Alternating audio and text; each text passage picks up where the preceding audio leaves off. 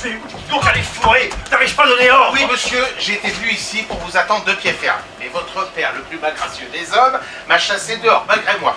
Et j'ai couru le risque d'être battu. Comment va notre affaire? Les choses se pressent plus que jamais. Et depuis que je ne t'ai vu, j'ai découvert que mon père est mon rival. Votre père amoureux? Oui, et j'ai eu toutes les peines du monde à aller cacher au trou cette nouvelle mamie. Oh! De quoi diable s'avise-t-il? Ne moque-t-il du monde?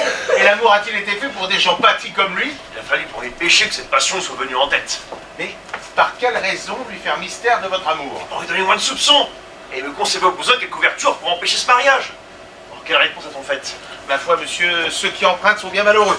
Et l'on doit essuyer d'étranges choses lorsqu'on en est réduit à passer, comme vous, par les mains des fesses Mathieu. L'affaire ne se fera donc point? Si, mais à quelques petites conditions qu'il faudra que vous acceptiez si vous avez dessein que les choses se passent. Ah, tu parlais à celui qui va prêter l'argent? Ah, on ne peut pas du tout dire son nom. Et l'on doit la boucher avec vous aujourd'hui dans une maison empruntée, afin d'être assuré de votre bien et de votre famille. Et je ne doute point que le seul nom de votre père ne rende les choses faciles. Principalement ma mère étant morte, dont on peut m'ôter le bien.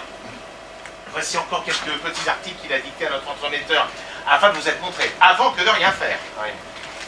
Alors, supposez que le prêteur voit toutes ces sûretés et que l'emprunteur soit majeur et d'une famille où le bien soit simple, solide, assuré, clair et net de tout embarras, on fera une bonne et exacte obligation par devant un notaire.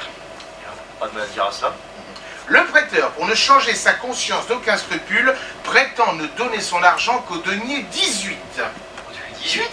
Ah, le voilà qui est honnête, il n'y a pas lieu de se plaindre. Cela est vrai.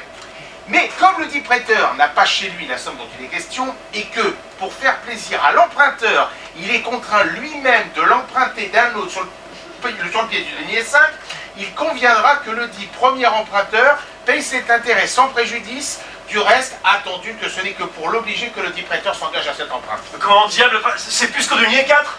Ben, il est vrai, c'est ce que j'ai dit, hein. Mais vous avez à voir là-dessus. Mais que veux-tu que je vois? J'ai besoin d'argent. Il faut bien que je consente à tout. Ah oui, ça c'est la réponse que j'ai faite. Il y a encore autre chose? Ce n'est plus qu'un petit article. Des 15 000 francs qu'on demande, le prêteur ne pourra compter en argent que 12 000 livres. Et pour les 1000 écus restants, il faudra que l'emprunteur prenne les hardes, nids et bijoux dont s'en suit le mémoire. Qu'est-ce que veut dire cela? Écoutez le mémoire. Premièrement, un lit de 4 pieds à bande de pointe de Hongrie avec 6 chaises, plus un pavillon à queue, plus une tenture de tapisserie des amours de Gombeau et de Massé. Enfin, que veux-tu que je fasse de cela? Écoutez... Plus une grande table de noyer à 12 colonnes ou piliers tournés et ses 6 escabelles. Enfin, qu'ai-je à faire morbleu de ce... Mais donnez-vous patience. Plus 3 gros mousquets tout garnis de nacre de perles. Plus un fourneau de briques avec 2 cornes. Plus un luth de Bologne garni de toutes ses cordes. On peut s'en foutre. Plus un trou madame avec un jeu de loi. J'enrage. Doucement. Plus une peau de lézard remplie de foin. Le tout, ci-dessus mentionné, valant loyalement plus de 4500 livres et rabaissé à la valeur de 1000 écus par la discrétion du dit prêteur. Mais le peste étouffe avec sa discrétion, le traître, le bourreau qu'il est. J'ai jamais vu une usure pareille.